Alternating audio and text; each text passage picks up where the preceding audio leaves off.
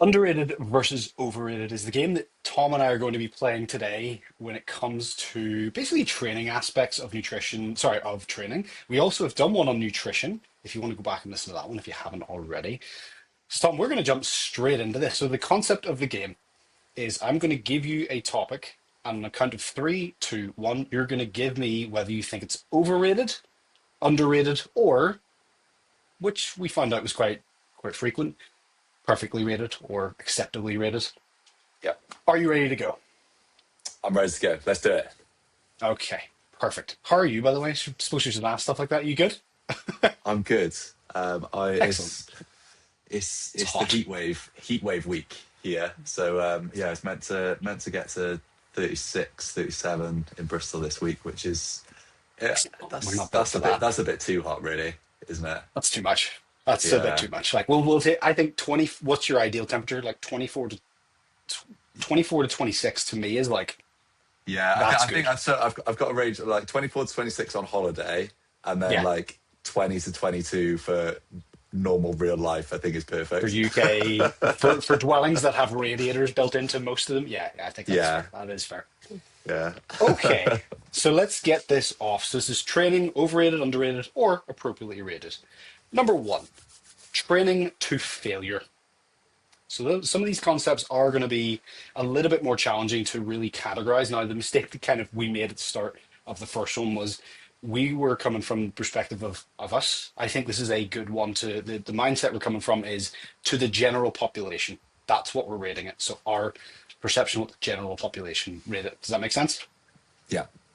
Okay, so we'll count it down. Training to failure in three, two, one. Underrated. Appropriately rated? Underrated. I think appropriately rated, but I could lean more towards underrated. So, Tom, tell me why Train to Failure is underrated.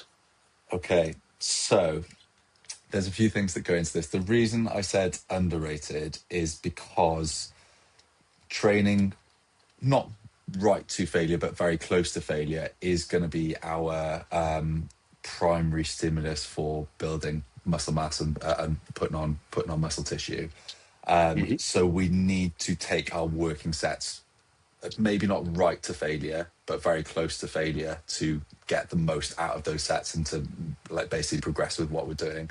I almost went appropriately rated because if you have that mentality where everything has to be pushed to failure, then basically it's going to be a lot harder to accrue enough volume, and also you're going to risk sort of technique breaking down and that sort of thing. So you don't really want to train absolutely to failure very often, unless it's probably something like an isolation movement, which like from a recovery perspective you can do that fairly well. But yeah, it's one of those things that is very important when it comes to building muscle tissue. And I think it's also one of those things that a lot of people, they think they're training close to failure, but actually like a lot of the time it's like that set has just started to get a bit hard, and actually Yeah. they've still got quite a lot left in the tank. So it's that, yeah, that's my reason for underrated. Why have you said appropriately? For the exact what you said, I think it's underrated in the sense that people probably don't get as close to failure as they should a lot of the time, where they start getting to where the sets are really being effective when your reps start slowing down and then they stop.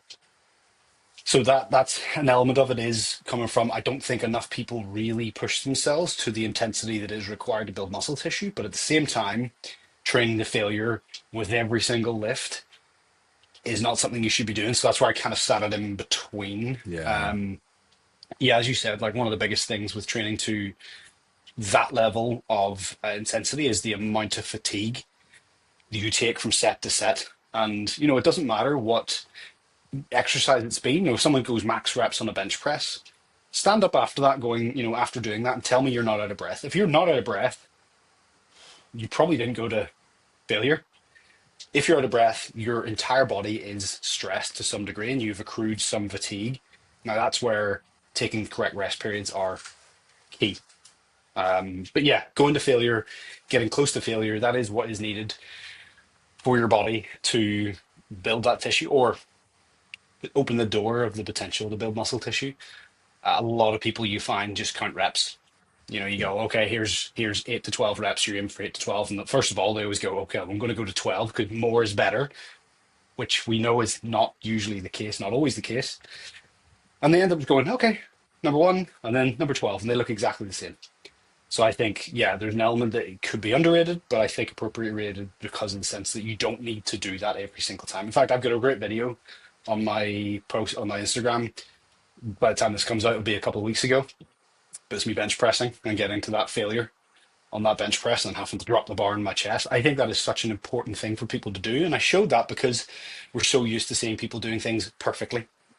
And it's Yeah. important to show people what failure looks like, what one rep in reserve actually looks like. Because as you said as well, people think they're working hard. Train with someone who you know works hard. Just get, if you know a friend who trains to a really high intensity, get a session in with them, and that will it will really expand what you believe intensity to be.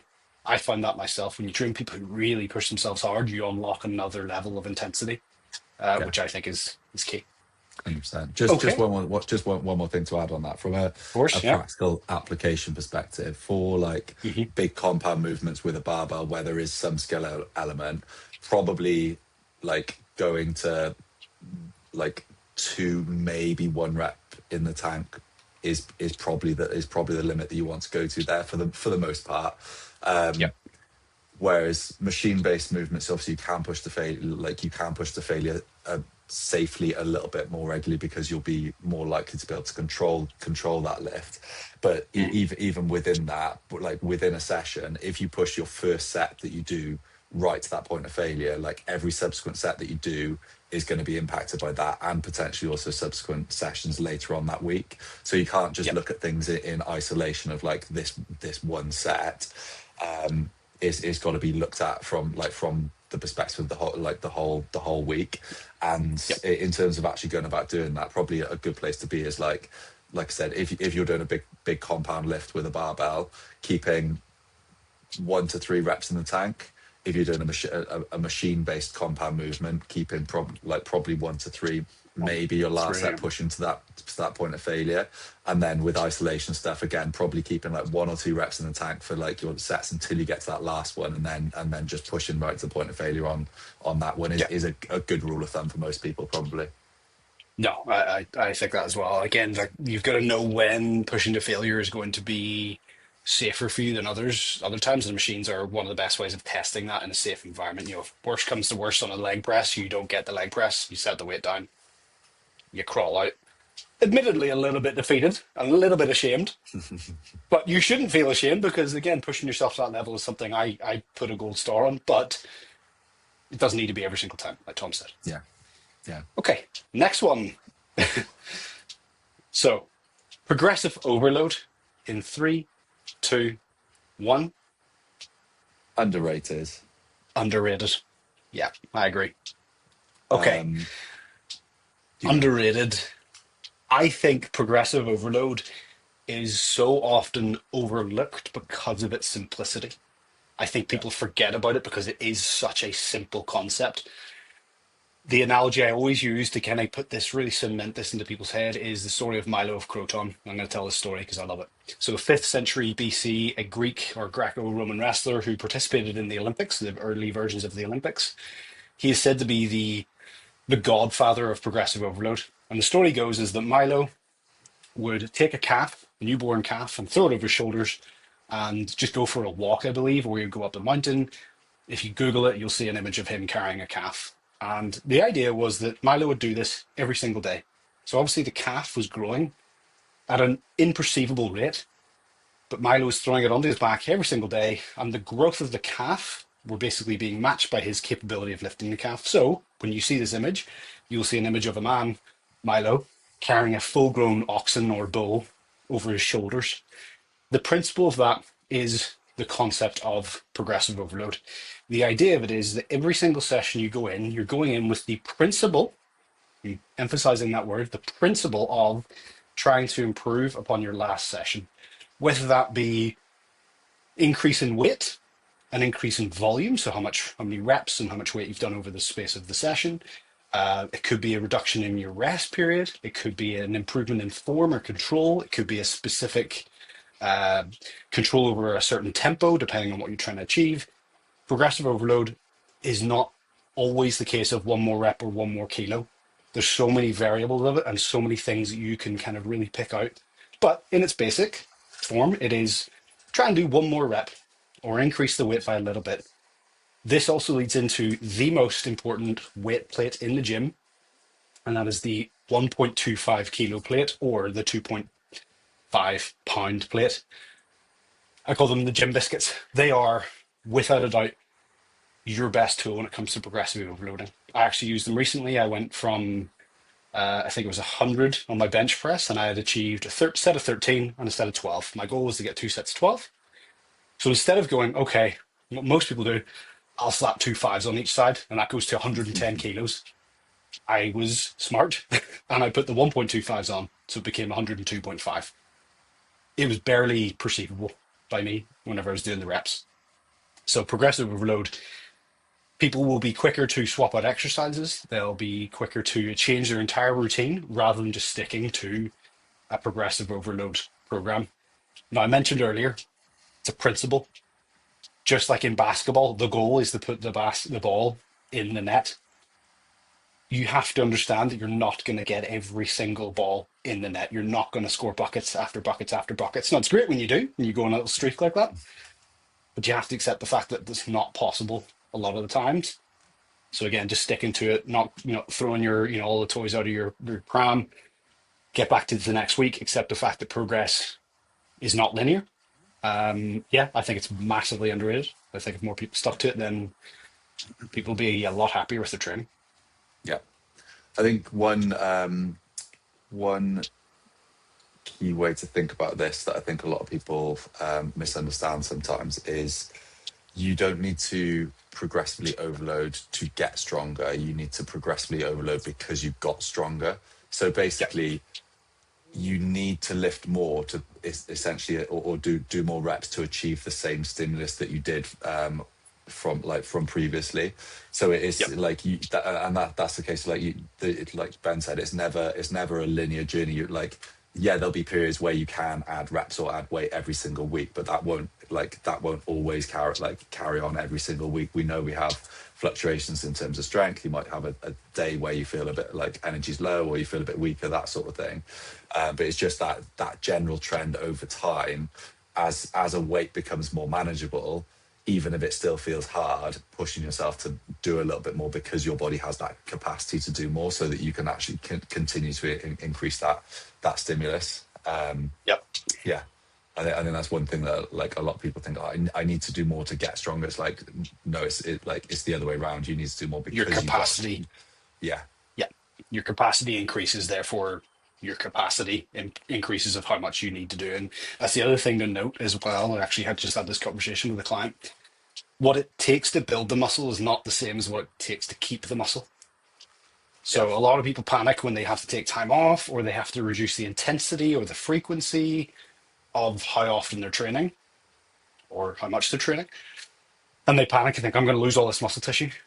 What it took to build that muscle tissue is not what it will take to keep that muscle tissue. Muscle tissue doesn't just like evaporate. It takes time. And again, if the conversation you're having with your body is, hey, we're still mobile, we're still doing random tasks, and you're feeding it properly, muscle tissue is not going to, run away very quickly. yeah. Okay. Anything else to add, or should we move on to number three? Actually, one thing that I thought about when you were saying about slapping the 5 kilos on the bench press, probably like if you've hit the top number of reps on a working set, aiming to add up to 5% load is probably a good increment to go by. And it might be like, Mm-hmm. it might be less than that. Like it might be somewhere between 2 and 5% as a general rule. Um, Yep. but that sometimes makes it really hard when you're using fixed weight dumbbells, because people think like, oh, I'm going from a 7.5 to a 10 or a 10 to a 12 and a half. But actually, if you think about the increment of load that you're going up with them, that's like 25 or It could be 30%, 25, 30 kilo. Yeah, yeah, yeah. relatively. And whilst it feels like a little jump, it's actually like relatively, that's a massive jump. So you just have to take that into account when you're Yep. using weights like that as well. Yep, completely agree. Completely agree. And also another element of this is that some muscles can take a little bit more of a load, but that percentage you're saying, for example, you're going to, in all likelihood, be able to add more weight to your leg press than you will a lateral raise. Like the increments will be relatively scaled down to the size of the muscle. So yeah, Tom said that is great. Like kind of standards, 5%. Can you increase this by 5%? Yeah. Okay. Point number three, mind to muscle connection. In three, two, one, Overrated. overrated. Yeah. I'm going to let you say it first because I honestly know what they are. But yeah, I think overrated. Okay. Tell me why mind to muscle connection is overrated in your opinion. Okay, so the mind muscle connection is where you're very, very aware of the contraction that's happening as you're going through it. And there is an element of this that is important, that as in we want to be specific about the tissues that we're loading when we're doing a movement. We're not just trying to move away like A to B. We want to know what's contracting. But I think where this has probably gone too far is having like very, very prescriptive tempos that actually then limit the load that you're able to use.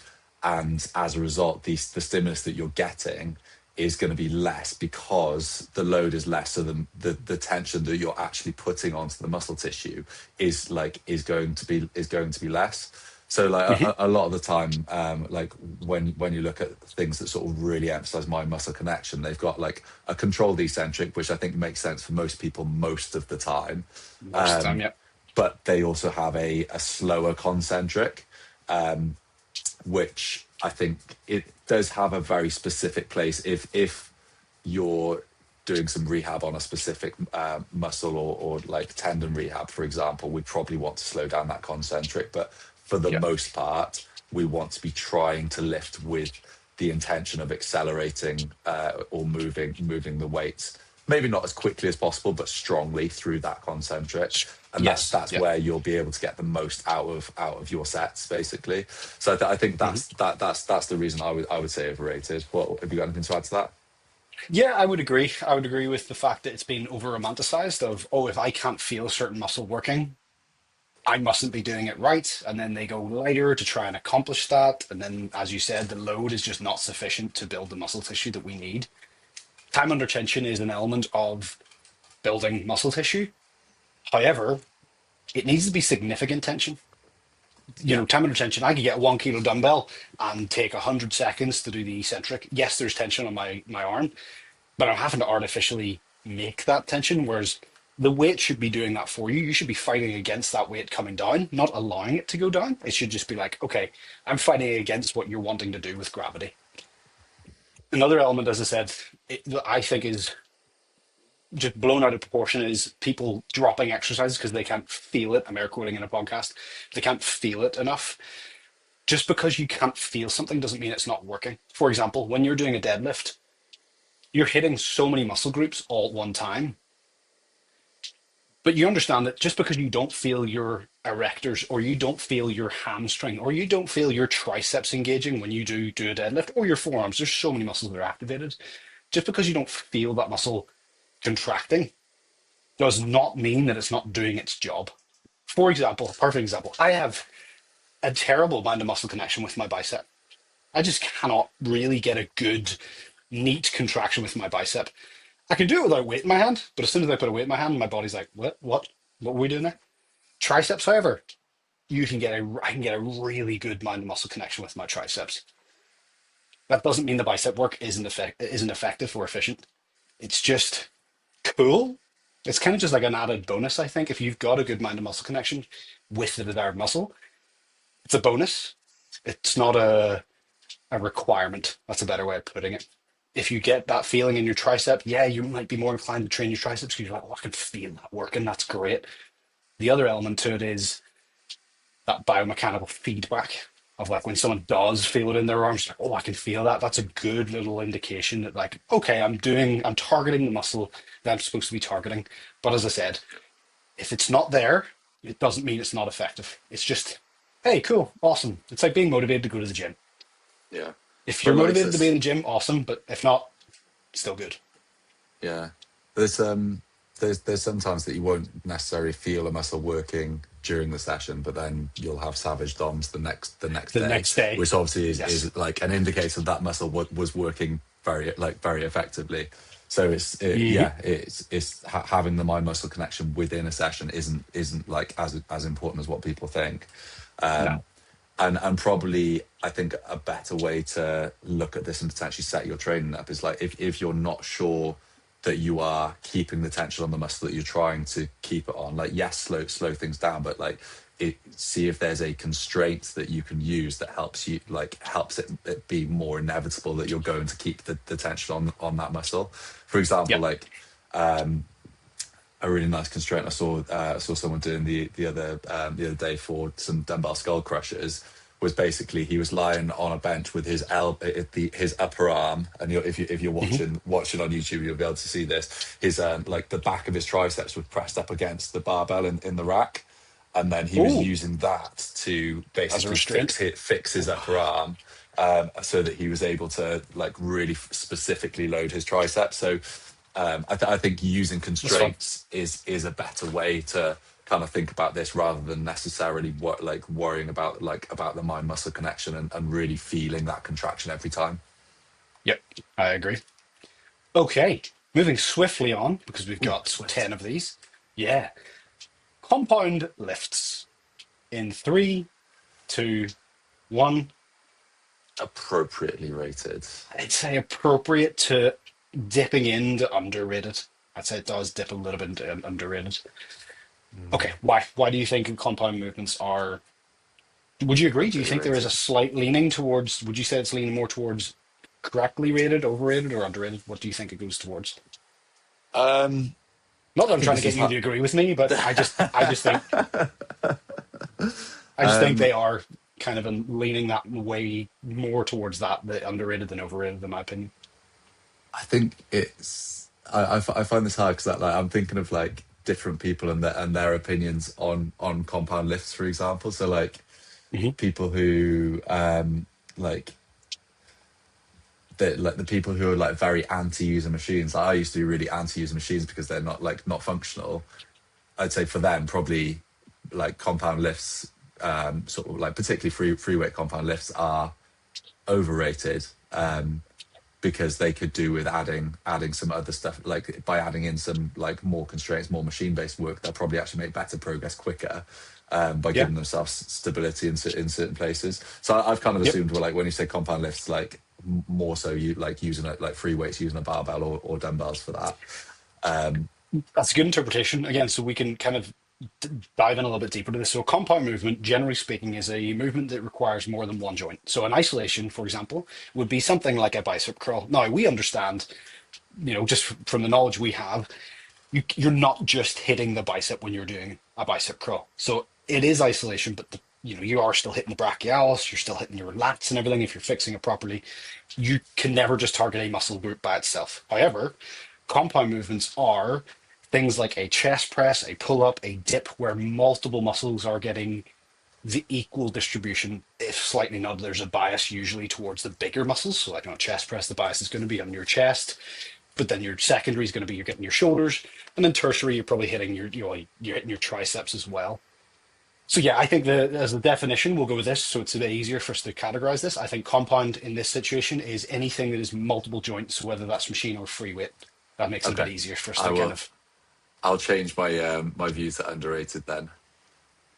Oh, I don't know. It's somewhere between appropriately rated and yeah, underrated, but it's in the middle, I probably think, but yeah, probably for most people, leaning. setting up most of their lifting using compound movements just makes sense from a time perspective, from a stimulus perspective. I think just generally, it just makes sense to use compound movements most of the time, and then have it like a sprinkling of isolation movements on top, Yep. for any specific areas that you want to put a bit more emphasis onto. Yep, that's it. That's what I agree with that. I'm glad that you've come to my decision as well. No, I think it is. It's kind of they are appropriately rated in the sense that they're going to get you the best bang for your buck. Again, they always have to take this as an individual though. Just us saying that does not mean that you need to make every single one of your workouts compound movement. However, if we're just taking Joe Blogs from the street, assuming he's got good control, they, her, whatever, have good control, so you're not worried about technique too much. For the most part, most people benefit from just having a compound only workout. That'll be a pretty good way of training. You're going to catch everything. And again, as you said, sprinkling in the individual requirements of isolation movements, chef's kiss. So I think, yeah, compounds, if most of your lifts are not compound movements, not that you're not wasting your time, you're definitely not wasting your time, but you could be more efficient with your selections of what exercise you're picking, that you can maybe hit two muscle groups at the same time rather than having to do two exercises individually. So yeah, in terms of efficiency, it's hard to beat. But I think, yeah, I think it's kind of appropriately rated, leaning a little bit more towards the underrated element. Yeah. Number 5, exercise variety. So this is like constantly changing exercises versus sticking to the basics. In 3, 2, 1, Overrated. I think, yeah, overrated entirely. I think changing workouts entirely all the time, not needed. I think more people benefit from sticking to a program. And the point I've made before is stick to the point where you know your program off by heart. That's a simple gauge of how well you know your workout. If you can go, okay, today is leg press, bent over row, chest press, lat pull down. In that order, if you know your program that intimately, there's a good chance you've been sticking to it long enough to get the results. So why do you think it's overrated? Jumping Um, around. as in me jumping around. No, as I mean, like jumping around exercises, jumping Yeah. around programming. But I saw that connection. I was like, why is he? Oh, yeah, because he jumps around. Yeah. He jumps around a lot. I do. But I yeah, do like jumping around. you do. I think there's a balance to be had, and I think different people need different amounts of variation. Yep. So not everyone is going to be the same in terms of like how quickly they learn to do like learn to efficiently load a lift and learn the skill element of a lift, because that's the biggest problem that you see if you're constantly changing the exercise that you're doing. There's always going to be like at least a couple of weeks where you're not really going to be efficiently loading it, because you're learning the skill of that movement, so it's going to take a little bit of time to kind of build up to like a weight that is going to be properly stimulating for the tissue. Sufficient. And B, also, like when you're like changing lifts, or like a lot of the time you probably will find that you get a bit more soreness initially when you introduce new lifts as well, which is gonna potentially impact like the amount that you will do on that as well. Yep. Whereas when you do the same lifts more often, it's a thing called the repeated bout effect, which basically means that like the DOMs that you get, or the soreness that you get from those lifts, like diminishes as you go along. And that doesn't mean that it's a less effective session. Oftentimes it's the opposite. It means like it's still going to be like very effective, but it just means you get less soreness, so you'll probably be able to load those more efficiently. So I think it's really important to know that, and know that we're trying to basically load like load so that you can progressively overload those tissues, rather than like changing things every couple of weeks and then like going back to square one and never really get to that point of progressing. Yep. But saying that, obviously, like training is something that we do for the most part to keep ourselves fit, to keep ourselves healthy, to keep ourselves strong. Is like unless you're sort of a pro athlete, we want it to be as enjoyable as possible, and certain people do need more variation when it comes to the training they're doing to make it enjoyable. And I think like if you kind of zoom out and look from a long-term perspective, learning lots of different skills and being exposed to lots of different ways of training over like a long period of time is a really good thing, because it means you've got more stuff in your toolbox to be able to kind of dip in and out of and go back to. So I think there's an argument to say like variation is good from that perspective, and also just like having a little bit of variability. You're not going to hit every single muscle through every single range like with one program, so there will be a case of like changing things if you have a specific focus, but probably when you do change things after like 4 or 6 or 8 or 10 or 12 weeks, you're not throwing the whole program out and starting a It's whole cherry new picking. program. It's like you might change like a couple of exercises within that program, and then going like that, rather than it being sort of a brand new thing that's completely different to what you were doing before. Yeah, completely agree. I think, yeah, I mean, you've hit everything on the head there. Like, I think people need to be more patient with the program and get intimate with it. Again, like, this is not a foreign concept that you're going to get better at something the more you do it. Yeah. That's the best way of summarizing it. If you're constantly changing every single time you go into the gym, how can you expect to get better at something if you're not practicing it enough? I think that's, yeah, massively undervalued in the health and fitness industry. Okay, number six, deload weeks. So are they a necessary recovery tool, or do you think they are over prescribed to people? In three, two, one. Overrated. I think overrated too.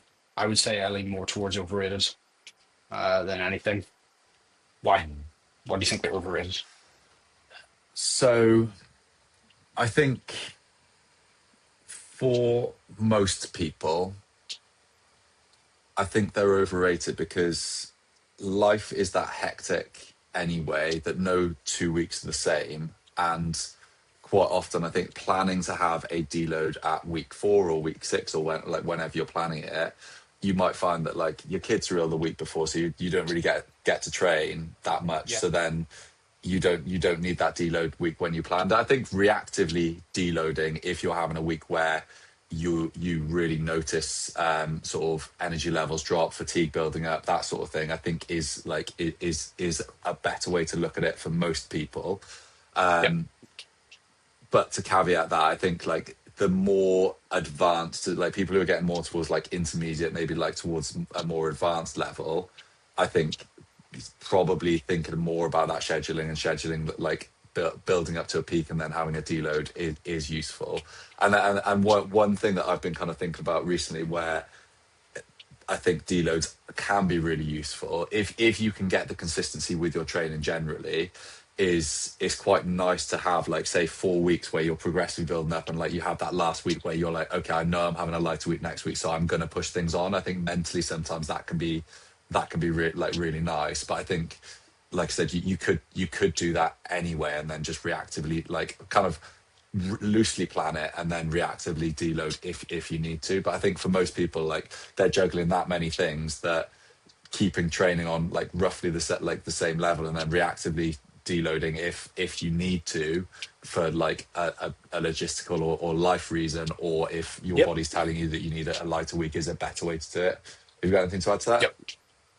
No, other than the fact that I think, taking time off the gym as a general goal or as a general kind of approach is not a bad thing at all. I think taking a week off the Yeah. gym is probably one of the best things you can do. However, yeah, I completely agree. If you're not a professional athlete, or your experience level of training is not quite high up there, then yeah, deloads are not something I think you need to overly concern yourself about in terms of like regularly trying to plan it in. I actually took a week off recently, which is a kind of a good time to talk about it. And the reason I took it off entirely is because I was ramping up my intensity I mean, I was training to a very high intensity, and that's me saying that knowing what real intensity is, like to a certain degree. I was pushing myself solidly for 6 weeks. I could feel my joints getting a little bit stiff. I could feel I was just not feeling as fresh as I usually would. So I was like, I'm going to take a week off. That week off, the whole stress of, oh, I've lost a bunch of muscle tissue. You haven't. I looked absolutely fine after a week off training. But yeah, I think generally speaking to the general population, deloads are probably not something you're going to have to worry about too much. And Yeah. if it is a case of just take a couple of days off, a full week might not be realistic. But as you said, you could land it in a week where you're going to be off, or you've got something busy, that not having to Yeah. go to the gym that week might actually make your week a lot easier. Yeah, I think Uh, most busy people have like a break every 4 or 6 weeks Natural anyway, because like they're ill or a life. kid's ill or they're on Yeah, holiday, or like something happens that kind of does that anyway. So you can't, yeah, you don't need to be like, okay, this week is the week that I'm going to have prescribed it. off. Yeah, exactly. Kind of life adds them in naturally, just sprinkles it in. Yeah, yeah. Okay, number seven. Training frequency. So is training a muscle group 2 or 3 times a week really superior? So is this training frequency underrated, overrated, or appropriately rated in three, two, one? Appropriately rated. I think appropriate too. That's what I was leaning towards. An element of this is the intensity. It doesn't matter how frequently you're training a muscle group. If you're not training to the correct intensity, it doesn't really matter. You could train a muscle group as optimally as you want, but if you're missing the key component of correct intensity, the amount of frequency you do won't really contribute as much as you'd hope. Whereas if you're getting it correctly, frequency is really important and a big element if you're trying to build a certain group of muscle tissue or certain muscle tissue just by itself, then yeah, frequency is key. So what do you think about this? Um, yeah, I think like we know that training like each muscle ideally twice in a week is probably the best way to yield results. I think that Yep. like obviously like we've been doing this for a long time, so that's maybe that's not obvious to a lot of people, but Yep. like generally the goal. And like yes, sometimes you might push that frequency per muscle group up Yep. more, but I think most of the time just training everything twice a week is a really good strategy. And I think yeah, I'd say that's appropriate rated. Yep. I mean, not much more to add to that. I think No. we can move swiftly on to the next one. Number 8 out of 10. Perfect exercise technique. So, how important is the textbook form compared to just training hard? Is perfect exercise technique overrated, appropriately rated, or underrated? In three, two, one. Overrated. Overrated. Yeah, I think overrated. Tell me, why do you think it's overrated, Puff?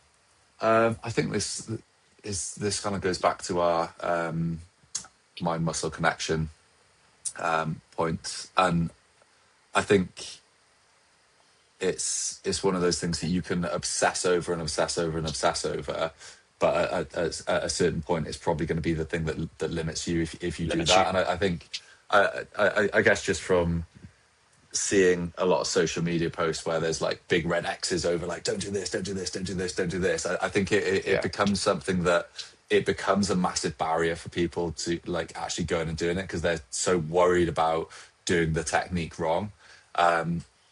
Obviously, like if you're massively overloading a tissue that is not ready for that load, then you might run into problems. But that's more of a Injuries. load Yeah. problem than a technique Technique. problem. Like the analogy I use with this is like imagine you've never been to the gym before, and you go in and do a leg press and you put like 300 kilos on there. Oh, It's not going to be the technique that's the problem. It's the load on there. that jump up. Yep. Yeah, so it's what yeah, I think it's something that ends up being a barrier, and it's something that obviously like over time we might want to improve to make a movement more efficient or be a bit more specific about a muscle that we're loading. But I think it's not something that we need to really obsess over. What's your No. opinion? No, I agree. I think from I can speak from a personal side of things. Like one of the first real senses of confidence I got was when someone complimented my form on an exercise back when I was like just starting out, like 16, 17. I think it was my dad or someone said, "Oh, you do that really well." So I took that as like when someone compliments something that you value, you start taking that on. And I really was trying to get as good as I possibly can with technique. In fact, my nickname in my old gym before it was Thor was Iron Man because people who said I just trained like a robot, like every single rep looked identical to the last one. However, it was when I trained with a guy who was much older than me in experience. He was like, "Your form is incredible, but it's the limiting factor on your training because you're not getting outside of those unpretty reps." And I think that 90% of your reps should look what we would say good in good form. That 10% can break down a little bit. That occasional cheat rep where you use what I call like body influence, where you're doing like a lat pull down, you sway back a little bit just to get that eccentric out. Cool.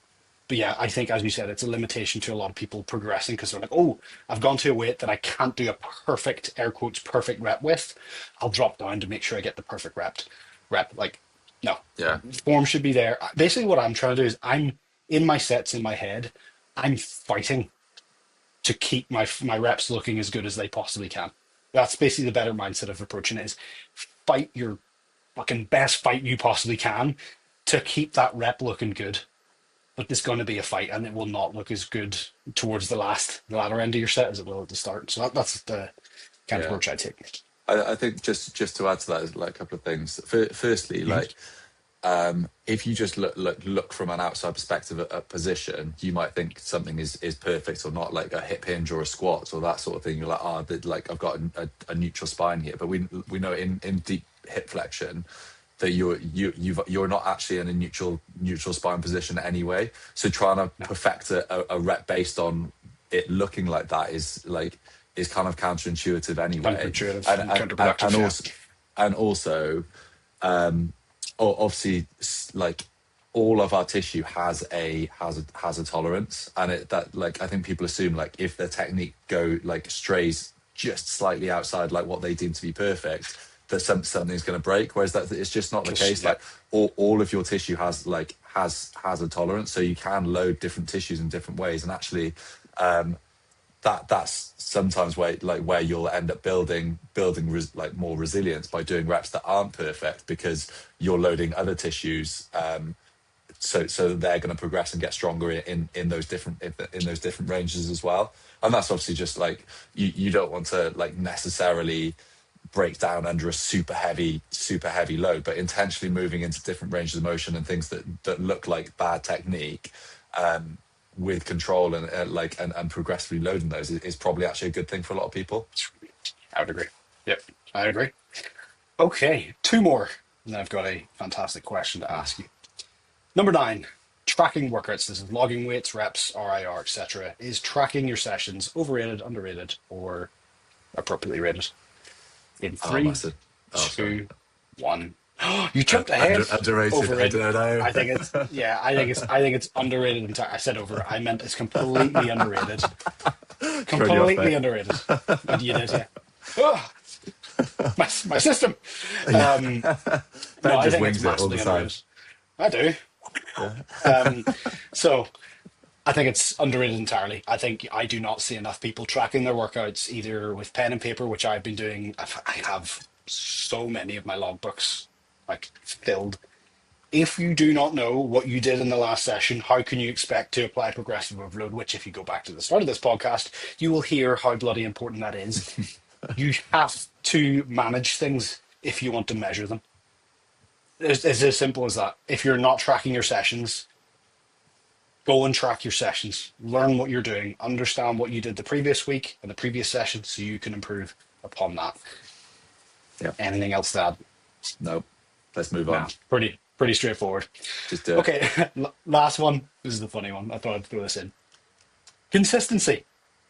Is it as important as anyone actually says it is, or is it underrated? In three, two, one.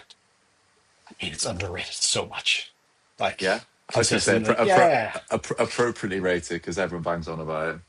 Yeah, I think everyone does, but I think what consistency actually looks like and what people think it is two entirely different things. I think people think consistency is sticking to a plan every single week without fail and nothing changing.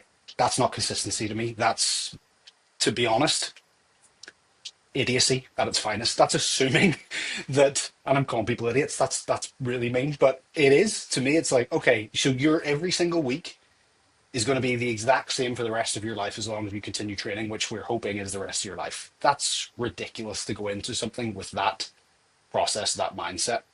Consistency to me is consistently showing up with regards of what energy you've got, consistently showing up even if you know you have less time than you would like. Consistency is doing the things that you need to do over and over and over again, but understanding that your adaptability is what keeps you consistent, not this ability to do the same structured plan every single time. So that's, in my opinion, why consistency is underrated, because people, I think, misinterpret what it is. People think, oh, it's just showing up to the gym. Yes, but it's showing up to the gym when you're tired. It's showing up to the gym knowing your workout isn't going to be as long as you would like it to be, or that your expectations of yourself are going to be changing. That to me is consistency. That's why I Yeah. think it's underrated. Anything to add to it, or Fair. No, it's just interesting listening to that, 'cause it's almost like what you think people think consistency is a rigid plan that never yes, changes, which is yes, almost like setting themselves up to fail. exactly that, exactly that. Where yeah, so yeah, no, it was just to like yeah, I just found that quite interesting. But I don't have anything to add. I agree with the sentiment. Okay, right. You ready? This is I've been waiting for I'm this. ready. Okay, you push open two heavy metal doors. You hear the click, and the doors open up, and Oh inside you are met with a just a standard gym of like a school. Like, so imagine the school you went to, just a gymnasium. Okay, yeah, doors close behind you and they lock. At the end of the door, at the end of this in this area, you see a big countdown that says 30 seconds, 29 seconds, 28 seconds, and you're looking around the area you're in. There's nothing you can pick up. It's just a gymnasium. Okay, yeah. think like a basketball court. Nothing else. There's no nets. It's just an empty room. 15 seconds, 14 seconds, 13. Below that counter, you see a silver door. It's about 5 foot high. Seven, six, five. The doors open up. Five childlike size robots come out. Now we're talking, I'm going to give you some stipulations here. Five of them come out on that 30 seconds. You see that 30 seconds. As soon as the door closes, 29, 28. Okay? It's counting down again. Okay, Now, these robots that come out, they're faceless. They're about the size of a 5 year old child. They weigh 20 kilos, so that's about 44 pounds for the freedom units. Their goal is to pin you down on your back and keep you down there. How many rounds are you going to survive? Okay, now have just to add some caveats in there. They have the mentality, the strength, the spirit. So for all intents and purposes, these are children, but we're going to take that out, make it robots, so we don't have to visualize that. It's a robot that has all the personality traits of a 5 year old, but their goal is just to get you down. How many rounds do you think you're going to survive? are they as quick as children? They're just any skill level a 5 year old has, that's what they have. Yeah. In terms of Okay. like fear, apprehension, all that stuff as well. But they're robots, they're faceless grey robots. Yeah. What's your technique to survive as long as you can? That's a better way of phrasing it. That's that's hard. I would so it's 30 seconds around. Yep. Five come I out would every 30 seconds. I would I would back myself to go at least 10 rounds. 10, 55-year-olds? Yeah. Okay, okay. So how are you going to do that? How are you going to do that? Talk me Well, through the strategy. What are you going to do? I was just thinking like time wise, like how long am I going to take to gas out? But Yeah. no, I think like you can probably like they're decently heavy. So if you like can 20 push them kilos, yeah. over and like like get them on like put them in a big pile and then like move away, I think you could probably like manage that fairly well. And obviously like they'll each time they'll obviously get back up and come again. But if you can just like Yeah. keep pushing them and pushing them over into a pile, um, yeah, I think you like It's their trying to strategy. contain trying to Yeah. contain them in one area would probably be a good place, particularly by those doors. So like as the new ones come out, they're already There's blocked by just like this pile of pile dog of pile. Yeah. robots. Okay, I like that. Okay. No, yeah.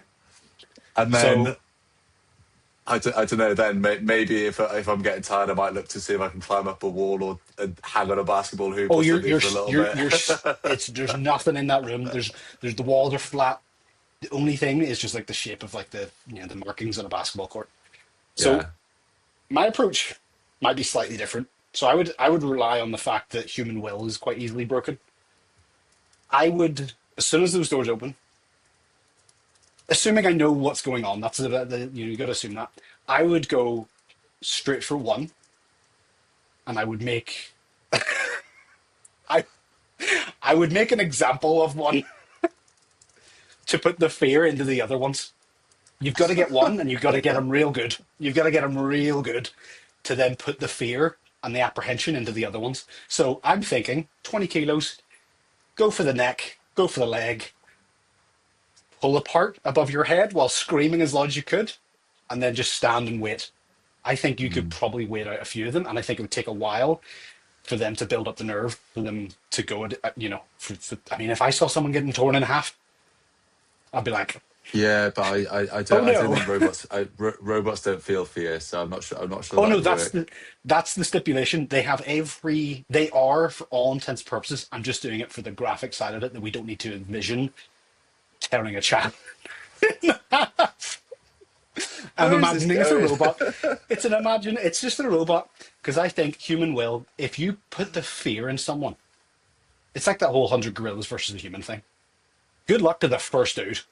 If you've got the Yeah, balls to be that first guy, so that's basically what I'd prey on. That's what I was thinking. I was like, if you make an example out of one, the other ones are going to be like, oh no, that yeah. they're big and scary.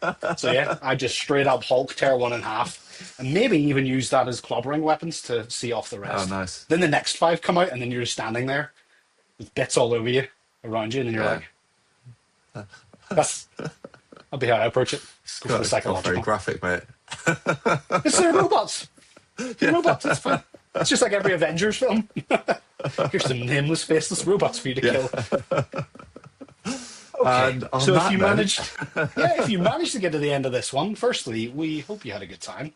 This is a lot of fun. If you've got any suggestions for us to talk to certain people or cover certain topics, please let us know. You can go over to our Instagram, just drop it in the comments section on any of the posts. We'll make sure we read it. But other than that, we hope you have a fantastic day. Make sure you subscribe, like, all the fun things that social media asks us to do. And Tom, we will see you in the next one. Have a good one. awesome. Thanks, guys. Bye bye. Bye.